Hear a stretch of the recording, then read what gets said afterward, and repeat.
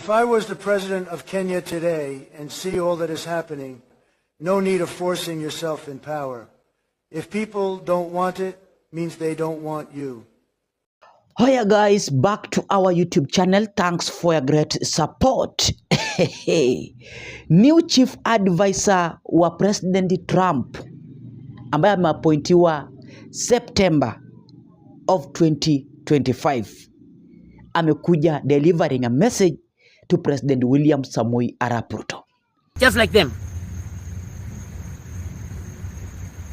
That is why President Donald Trump of USA cut aid for Kenya. You see guys, Trump amejam na President William Samoei Arap Ruto.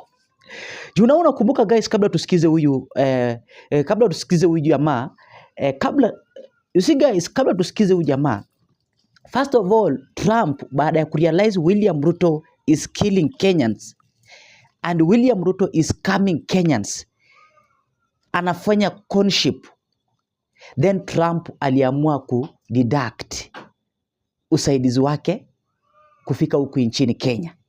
Juu alijua even if atapeana usaidizi kuja huku nchini Kenya, zitakuwa zinaingia kwa mifuko za hawa makatel.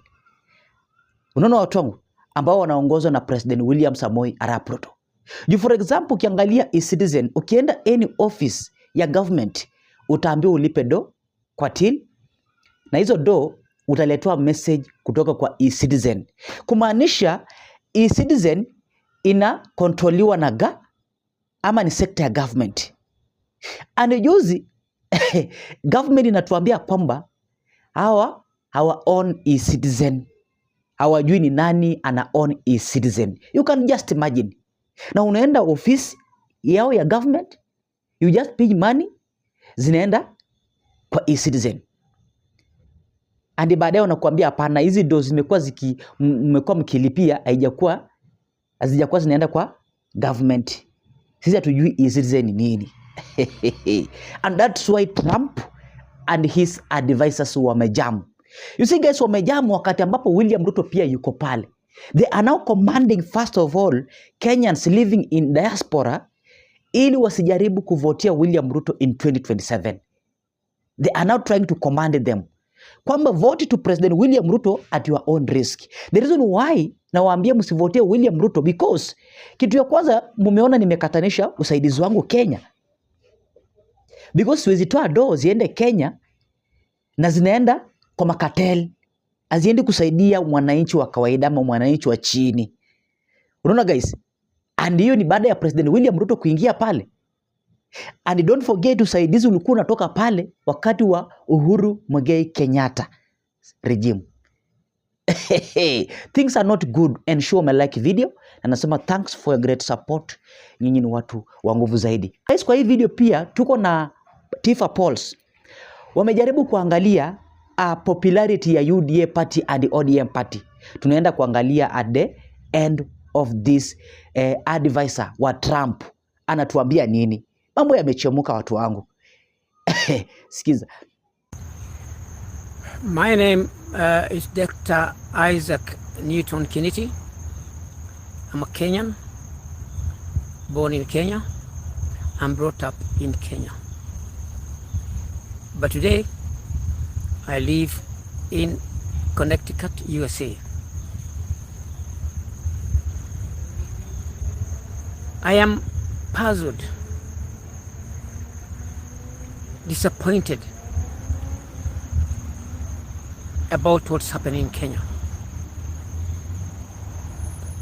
Today, the leaders of Kenya are looting 3 billion Kenya shillings every day. They were looting 2 billion Kenya shillings in 2021-22.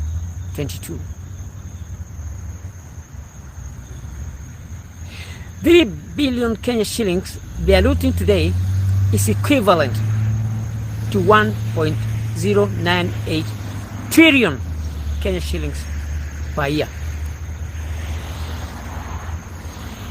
This is more than the loans Kenya is given per year.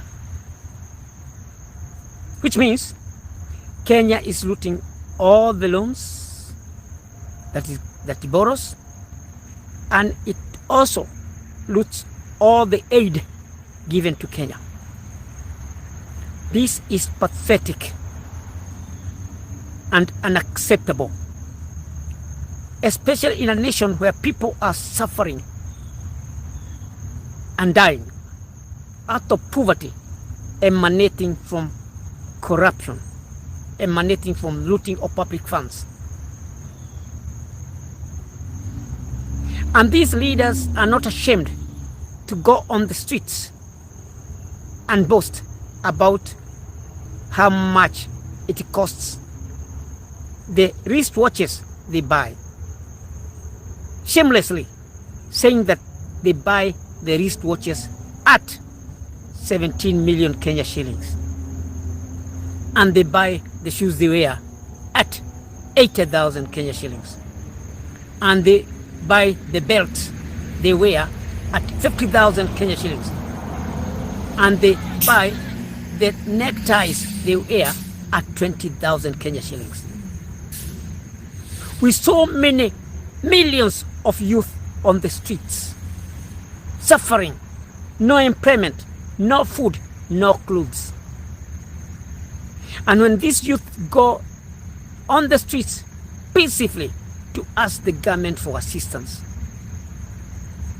these thieves kill them like rats and like insects, not even thinking they're human beings was worth respect and dignity, just like them.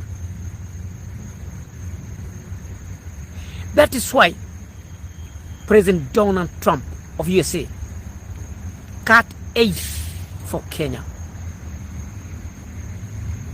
He would not tolerate to see the money that the US gives to Kenya as aid to help the poor being looted and taken in the pockets of a few disgruntled elements who don't care about the lives of others. I thank Donald Trump. I thank him for caring about the welfare of the American people.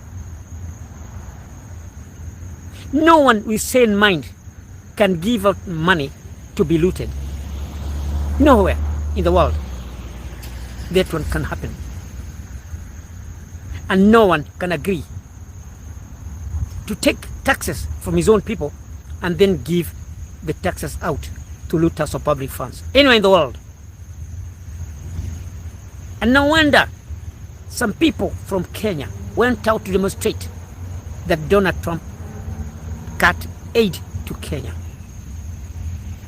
What would he have done, knowing so well that the money that is given by the USA is going into the pockets of a few people who are not even ashamed of showing off and boasting that they have been looting the money? I thank Donald Trump. He cares so much about the American people. And I also thank him for having invited me to his inauguration after winning the elections. I also thank Donald Trump for having reappointed me this month of September 2025 as a member of the Presidential Advisory Board, RNC USA. I'm calling upon Kenyans to stop completely recycling leaders who have been looting public funds.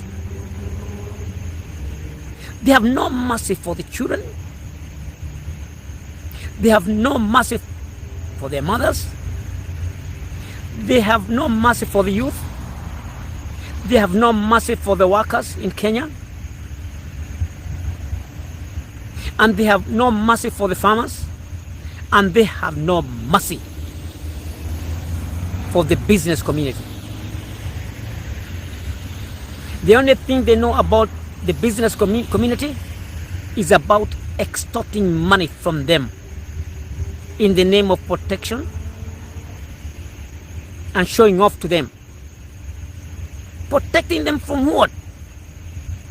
The constitution is very clear. The taxes that are collected, part of it should be used to protect every individual Kenyan. And they have now gone beyond even extorting money from foreigners, forcing foreigners to escape to other countries so that they can conduct their businesses there. And as if that is not all,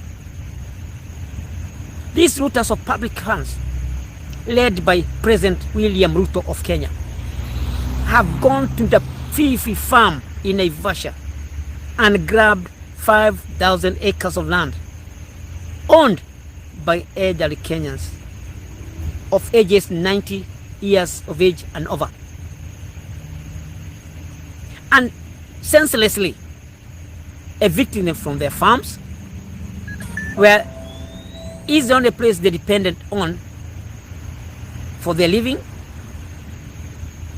People who cannot even work, they are past the age of working, and now some of them are dying now on the streets for lack of food and lack of any assistance.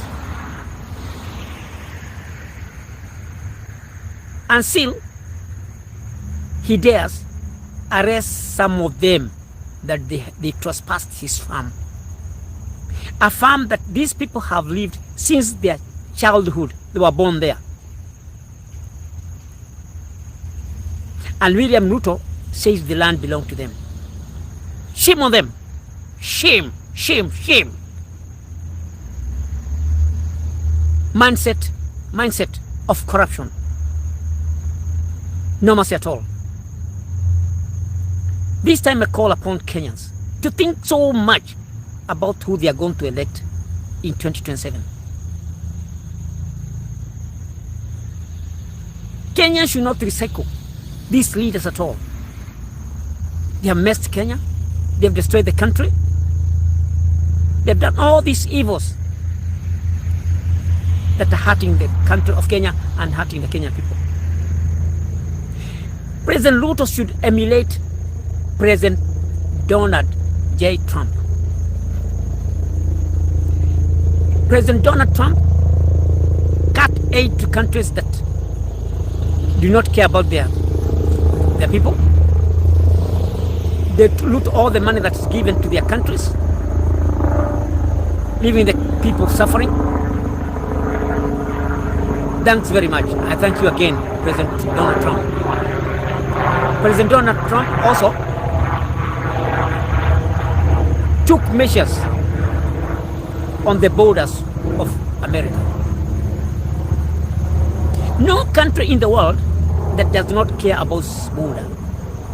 And no country in the world has ever kept its border open for entry by any person who wills to go.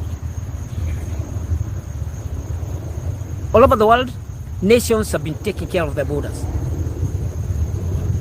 and guarding the borders against entry by anybody who is not legally allowed to enter the country. So kufikia hapo guys, ensure tu umelike video ili hiyo message ifikie watu wengi. So that the Kenyans living in diaspora pia wawe na imani ya kwamba iwapo watakuja na one thing slogan ya kupeleka Rais William Ruto nyumbani, then tutampeleka kwa pamoja. I can tell you. So now, acha tuangalie Tifa. Tifa polls wanatuambia kwamba UDA in 2022 popularity yao ilikuwa 38%. Nono watu wangu, ilikuwa 38%. And now imefika 16% venye tunaongea. ODM party ilikuwa 32% 2022. And now venye tunaongea ODM party imekuwa 13%. You can just imagine. Why? This is because of William Samoei Arap Ruto's rotten government. Yani government ya William Ruto imejaribu kufanya nini? Make sure Kenyans are angry with even Raila Amolo Odinga's party. Unaona guys? So na kumaanisha DCP party ambayo ni ya Rigathi Gachagua inaenda kuwa with a high inakuja with a high popularity hapa nchini Kenya. You're going to be shocked. Unaona guys? And kutokea hapo ndo Cherargei wanajaribu kuclash. Sikiza. Cherargei is in a party that commands, imagine how you do percentages. Out of 100, UDA is commanding 16% following in the country. And Cherargei is still here saying he's very proud of UDA. He should be having sleepless nights. You can imagine. Still leading. They are ahead of the pack. It doesn't matter, you know. To win a presidency, you need 50+1. So you are doing 16%. That is, I think, if Makani can give us statistics, yes. They are leading maybe in Nandi and Marakweta, 16%. So I thought you would spend 5 minutes to mourn and tell us why they are losing popularity. From 36 down to 16. Yeah, So if this is how UDA behaves, I think they are going to go the Malawi way. It will be one term if you are sitting here as a serious, this is a very serious technocrat of UDA, and they're still saying, 16% we are doing very well. I think they must go back and reflect. It means that Kenyans are losing trust and faith in UDA. If you are a government that is performing, you are having 36% approval from Kenyans. If you have performed well, if you have brought policies that resonate with Kenyans, would be seeing something like 40-something%. So at least popularity that is growing. But what we are seeing is dwindling popularity for UDA. So they should be worried. And I don't know where he gets this idea that Matiang'i is a leader of UPA. I don't know whether he has gotten any official document from the political parties. To the best of my knowledge, I've never known Matiang'i as a leader of UPA. UPA is a party that is led by the governor of Nyamira, Honorable Nyaribo. He's the party leader. So that is his party, and he should acknowledge that. He has not been approached to associate himself with UPA? You live in Kenya, you have read the papers. I think the party that is trying to court him is Jubilee. Yes. The Jubilee party. Yes. So if there is any comment about his association with any political party, it should be Jubilee party, but not UPA. Maybe UPA may want to but pundits have it that Jubilee might be a hard sell in the Kisii region. Might be? A hard sell. I don't think so. How I wish it bad that we can move away from this culture. Mo used to tell us that multipartyism will entrench negative ethnicity. He used to say, if you accept multipartyism, Kenya will become very tribal. We need to move away. The way politics is done in mature liberal democracies, you don't own a political party. A party looks for a popular candidate, and that candidate becomes the flag bearer of that party in a presidential contest. You follow what happens in the UK. Nobody owns the Labour Party, They just pick a leader they think will be the best suited to push the agenda of that party forward. The Conservatives, they do the same thing. You go to the US, nobody owns the Republican Party. Nobody owns the Democratic Party. Do you know that we fund political parties in this country using taxpayers' money? So we should not have this notion that a party is owned by an individual. A party should be a property that belongs to the members of that party. And I like what I'm seeing in Jubilee. If Jubilee can approach Dr. Matiang'i and tell him, we think if we nap you can be one of our best sell as a presidential candidate, that's a good thing. It means that our democracy is maturing. I expect also UDA, if they realize that Dr. Ruto is very unpopular, they tell him, let's hand this ticket to somebody else. And this has happened. Lyndon Johnson did badly when he took the Americans to war with Vietnam. And he was so unpopular. By the time they were going to an election, He just told the party that I think it's in the best interest of the party that I don't seek a re-election. He did his one term and went home. So that's how parties, I think, should be built. That is the only way this country will do away with these ethnic parties. And we create national parties that have ideals that you can identify with as a Kenyan. Everybody knows if you go to Australia currently, the party in power is the Labour Party. And the workers know that when you have a Labour Party, they will come up with the legislations, with the policies that are friendly to workers. You get it? You know that if the Conservatives are in power, issues of migration will be tightened. They don't like people migrating to Australia. That's how it should be, but not telling us that, UPA is a Kisi party. That does not even... Well, but there have been sentiments that maybe also UPA